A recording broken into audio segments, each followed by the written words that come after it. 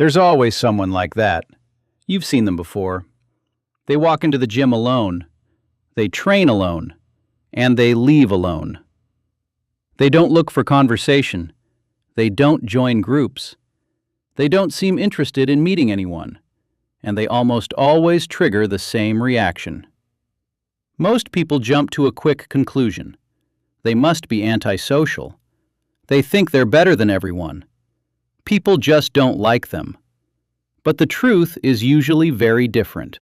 Because people who always train alone are rarely avoiding others. In most cases, they're protecting something they value more than company. And to understand it, you have to look far beyond the gym. You have to understand how they learned to trust themselves. Not everyone grows up feeling like they can lean on other people.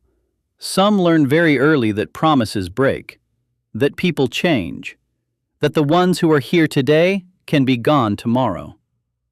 And when that happens enough times, an idea quietly settles into the mind. If I want something done right, I'll have to do it myself. Little by little, they stop building their stability on other people, and they start building it on themselves.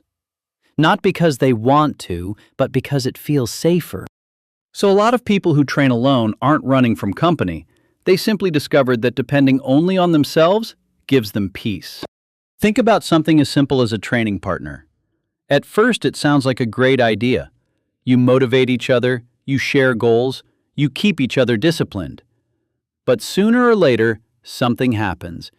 One of you cancels. One of you shows up late. One of you loses motivation. One of you changes their schedule. And for most people, that's just an annoyance. But for someone who spent years learning not to depend on anyone, it's a confirmation. Confirmation of something they already believed, that the only truly constant person is themselves. So they remove the variable completely. No partner, no dependence, no expectations, no disappointments, just them and their routine. And here's the interesting part. This doesn't always come from pessimism. Often it comes from experience, from proving, over and over, that when something depends only on them, it works better. But there's another reason that matters even more. Control.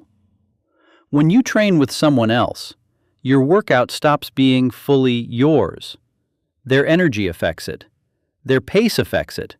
Their decisions affect it.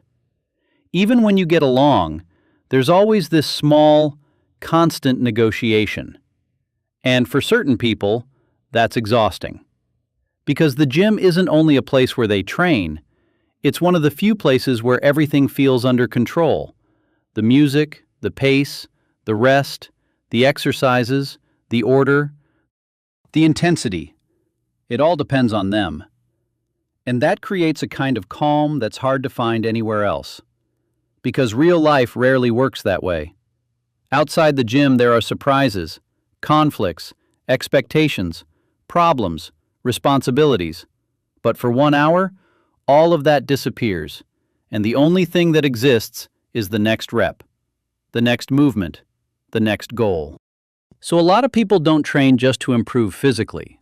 They train because they need that mental space. For some, the gym becomes a form of emotional regulation, a place to sort out their thoughts, to process their worries, to lower their anxiety, to find clarity. Some people work through their problems by talking, others by writing, others by walking, and some do it by training, while they run, while they lift, while they repeat the same movements again and again. Their mind starts putting things in order. Problems that felt enormous get smaller. Emotions that felt unbearable lose their edge. Thoughts that had been circling for days finally find an answer. That's why so many people who train alone look so focused.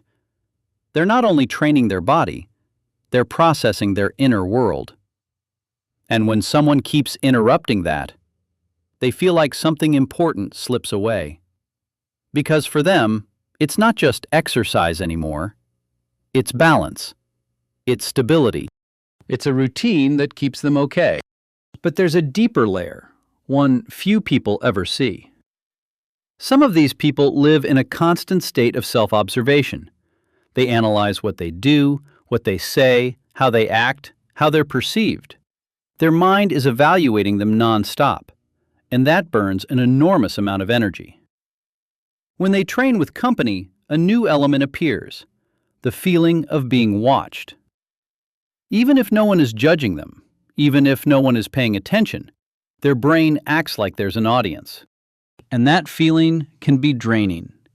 They start wondering if they're doing the exercise right, if they're progressing enough, if they look strong, if they look weak, if other people are comparing them.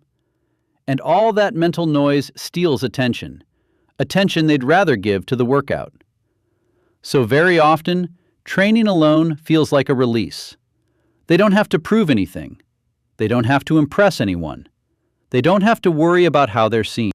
They can just focus on what they're doing. And that's worth a lot. In fact, there's something surprising here. People who train alone don't always have more ego.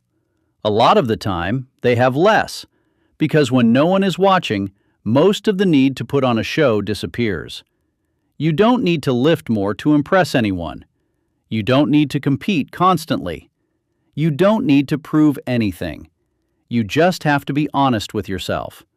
And that honesty isn't always easy, because it means accepting your limits, your mistakes, your bad days, your weaknesses, but also your real progress.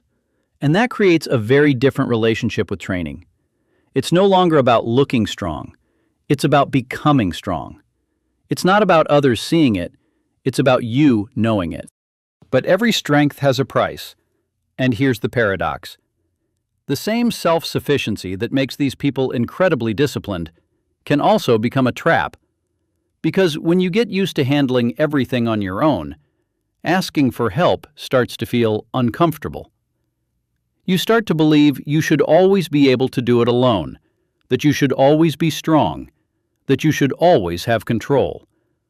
And little by little, you build a life where you can carry a lot, but you share very little.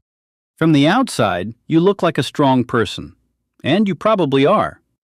But you might also be carrying more weight than anyone realizes, because no one is built to do absolutely everything alone. No one. Even the most independent people need support. They need understanding. They need connection. The difference is that often they struggle to admit it because they've spent so long being the strong one that they forget how to be vulnerable. And maybe that's the hardest lesson of all.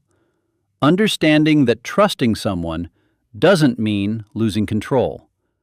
That accepting help doesn't make you weak. That opening the door to another person doesn't mean giving up the independence you worked so hard to build. Because real strength isn't never needing anyone.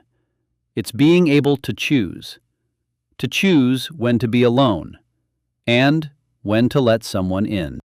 People who always train alone aren't broken. They're not cold.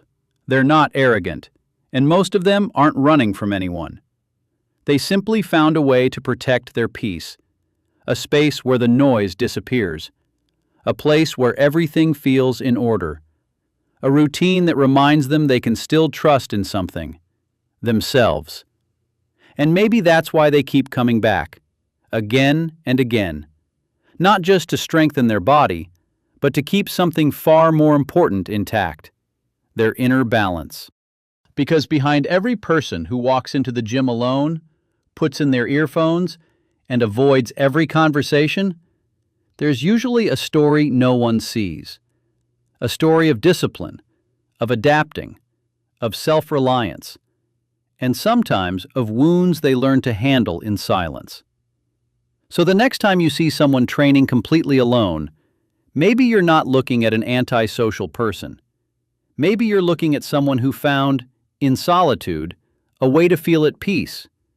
Someone who, for 1 hour a day, is protecting the only place where everything still depends on them.